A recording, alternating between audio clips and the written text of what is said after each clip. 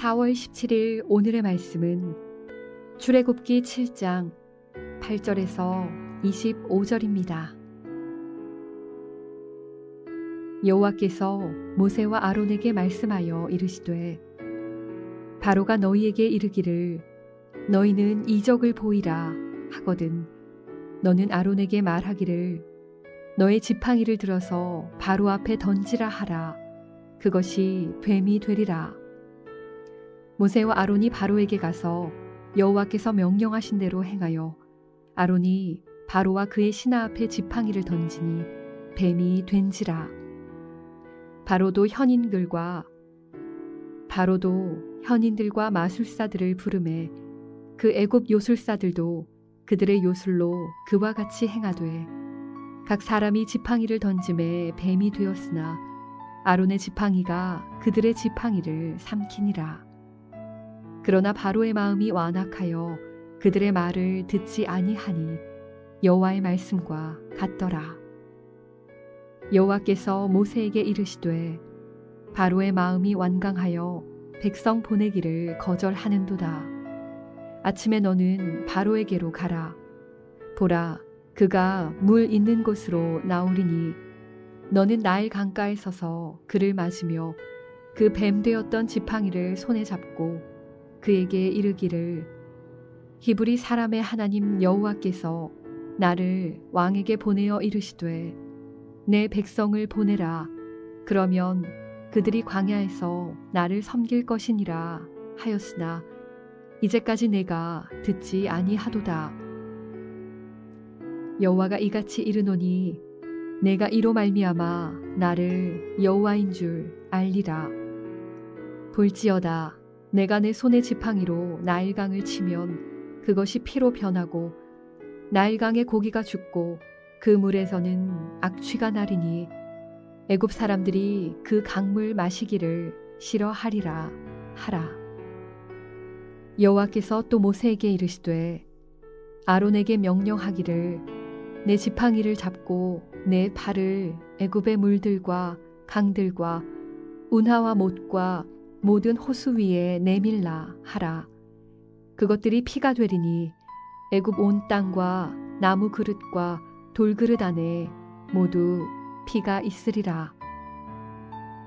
모세와 아론이 여호와께서 명령하신 대로 행하여 바로와 그의 신하의 목전에서 지팡이를 들어 나일강을 치니 그 물이 다 피로 변하고 나일강의 고기가 죽고 그 물에서는 악취가 나니 애굽 사람들이 나일강 물을 마시지 못하며 애굽 온 땅에는 피가 있으나 애굽 요술사들도 자기들의 요술로 그와 같이 행하므로 바로의 마음이 완악하여 그들의 말을 듣지 아니하니 여호와의 말씀과 같더라. 바로가 돌이켜 궁으로 들어가고 그 일에 관심을 가지지도 아니하였고 애굽 사람들은 나일 강물을 마실 수 없으므로 나일 강가를 두루 파서 마실 물을 구하였더라. 여호와께서 나일강을 치신 후 이레가 지나니라. 좋은 주말 아침입니다. 오늘은 애굽의 첫 번째 재앙인 나일강이 피로 변하는 재앙을 살펴보겠습니다. 나일강이 피로 변하는 것은 매우 무서운 재앙이었습니다. 물은 인생에게 가장 중요한 것 중에 하나이죠. 또한 물만큼 흔한 것도 잘 없는 것 같습니다. 인생의 필수품인 물이 흔하고 어디서나 얻을 수 있다는 것은 하나님의 은혜와 자비의 덕분입니다. 그런데 이제 애굽인들은 그 흔하던 물을 볼 수가 없게 되었습니다. 모든 물이 피로 변했기 때문입니다. 나일강의 물고기가 그들의 주요 양식이었는데 물이 피로 변함으로 물고기마저 못 먹게 되었습니다. 자, 그러면 첫 번째로 나일강이 피로 변한 의미를 살펴보겠습니다. 애굽의 파라오, 즉 바로는 매일 아침 제사를 드리러 나일강에 나옵니다. 사실 이게 모순인 것이 바로는 자기를 신이라고 주장하면서 나일강을 우상으로 섬기고 있습니다. 바로와 애굽인들은 아침마다 나일강을 신으로 섬기고 있는 것입니다. 하나님은 그 나일강의 신을 심판하셔서 나일강이 나일강의 신이 자기들에게 영원히 복을 줄 수 없다는 것을 인정토록 하신 것입니다. 이들은 자연을 통해 내리신 하나님의 은혜를 우상 숭배로 바꾼 것입니다. 이제 모세는 하나님의 말씀대로 지팡이를 들어 나일강을 쳤습니다. 나일강의 물이 피가 되고 고기는 죽어서 하수에서는 악취가 나고 다른 모든 물도 피가 되어서 마실 수가 없게 되었습니다. 하나님의 권능 앞에 바로의 요술사들도 비슷한 마술을 행합니다. 그것 때문에 바로의 마음이 완악해져서 말씀을 듣지 않습니다. 그러나 애굽의 마술사들이 이 피를 물로 다시 정화시켜야 의미가 있는데 그것은 행하지를 못했습니다. 이 재앙은 7일간 계속되었습니다. 이 기간 동안 수많은 사람들이 고통을 당했을 것입니다. 두 번째, 피에는 두 종류의 피가 있습니다. 일반 사람들의 피나 동물이 흘리는 피는 죽음을 의미합니다. 지금 나일강이 피로 변하고 그 피가 썩어서 악취가 나는 것은 그 강이 완전히 죽어서 생명을 잃어버렸기 때문입니다. 하나님께서 애굽에 내리는 첫 재앙은 나일강이 피로 변하는 것이었습니다. 결국은 죽음을 의미합니다. 애굽인들은 하나님을 알지 못하고 나일강이 자신들에게 복을 주며 생명을 주는 줄 알고 나일강을 신으로 섬기다가 하나님의 재앙을 받게 된 것입니다. 그러나 예수 그리스도께서 흘리신 피는 무죄한 피요, 보배로운 피요, 죄인들을 대속하시는 피입니다. 사람을 살리고 구원하시는 피입니다. 죽음의 피와 살리는 피가 있습니다. 우리는 살리는 피를 선택해야 하는 것입니다. 그리고 무엇이 우리에게 유익하다는 것은 하나님께서 은혜를 주시니까 유익한 것이지, 하나님께서 은혜의 손길을 떼시면 그것은 도리어 우리에게 엄청난 해가 되고 만다는 사실을 우리는 깨달아야 합니다. 하나님이 떠난 나일강은 죽음의 강이 되어버렸습니다. 이처럼 지식도 재물도 권세도 명예도 하나님께서 그것으로 은혜를 주실 때에 유익한 것이지, 하나님께서 은혜를 거두어 가시면 이것 때문에 망하고 깨어지는 사람들이 얼마나 많습니까?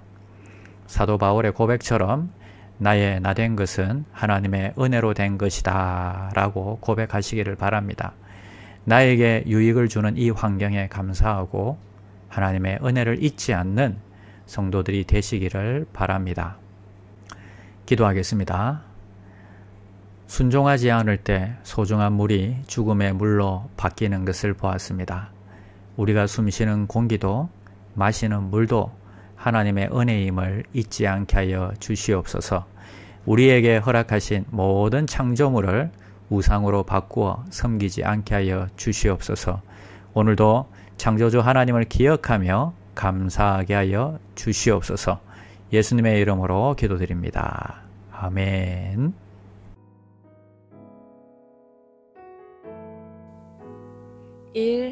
오심 기도. 하루 5번 마음을 다해 드리는 기도. 나는 죽었습니다.